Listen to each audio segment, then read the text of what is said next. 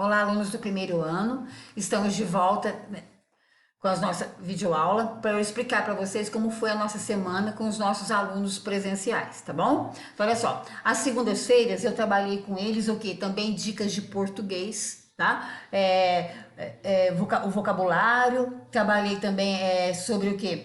Gêneros e significados, tá bom? Aí, se vocês tiverem algum interesse, vocês peçam para os alunos, os que estão, né, com o caderno em dia, tirar um print e mandar para vocês, porque tenho prova preparada em cima dessa gramática, tá bom? Olha só, o vocabulário, tá? As mesóclises, diminutivo, tá bom? Dicas de português. É bem interessante para ficar diferenciado da gramática que tem na apostila de vocês, tá bom? Olha só, e também foi trabalhado na segunda-feira, a continuação da substituição, né, de palavras no texto que você pode estar substituindo por pronome pessoal, pronome demonstrativo, pronome possessivo e pronome indefinido, tá bom? Foi bem expressivo mesmo essa parte, creio que tenha rendido bastante até com os alunos.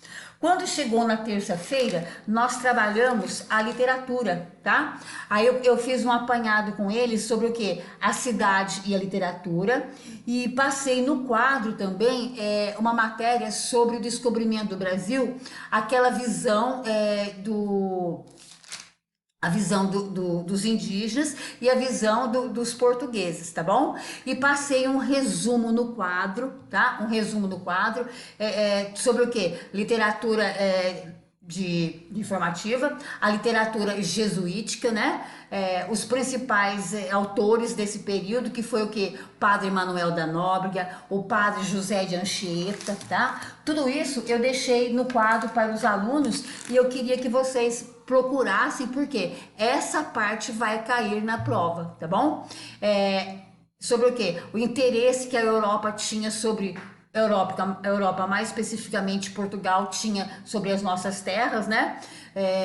Que toda vez que os indígenas viam os portugueses com uma joia em ouro ou uma joia em prata, eles acenavam para a terra como sendo indicativo de que lá, né, na nossa terra, tinha esses metais, tá certo? E mesmo as pedras que eles viam nas mãos dos anéis, né, dos portugueses, eles acenavam para a terra. Então isso fez com que os europeus crescessem os olhos sobre a nossa terra, tá? Mais uma parte que ficou muito importante também, mesmo que com essa parte do interesse que a Europa e Portugal tinha sobre a nossa terra, ficou foi muito importante uma informação que tinha na carta, que é na carta de Pero Vaz de Caminha, que é o quê? Que ele mostra que, com todos os interesses que Portugal tinha por sua colônia, né, em retirar daqui, a nossa terra era sempre tratada como um paraíso, tá? E com relação a isso, os indígenas que aqui eles encontraram, eles acharam pessoas de bem, mas ainda na carta de Pero Vaz fala que bom seria se eles fossem, né, criados e também o quê? Que se eles fossem passassem eles da religião pagã que eles achavam que era dos índios para o cristianismo. E com isso, então, Portugal mandou para cá, já em novas expedições, os padres jesuítas, tá bom? Então, olha só, e esses mesmos padres jesuítas, eles também forneceram o quê? Literatura importante para a época, que era a literatura jesuítica. Por quê? Aqui não tinha livros, né? Aqui não tinha nada. Então, o que eles tinham que fazer? Os próprios jesuítas tinham que criar o que? Textos para com eles o que? Catequizar os índios, tá bom? E os principais jesuítas que participaram da catequização dos índios foram o Padre José de Anchieta, o Padre Manuel da Nóbrega, tá?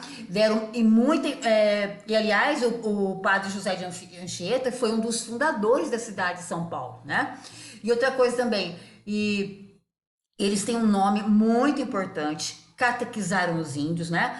E também o quê? Além de escrever textos para melhorar a catequização dos índios, eles também escreviam cartas para Portugal, dando o quê? Conta para o rei, né, Dom Manuel, de como que ia o serviço deles aqui, tá certo?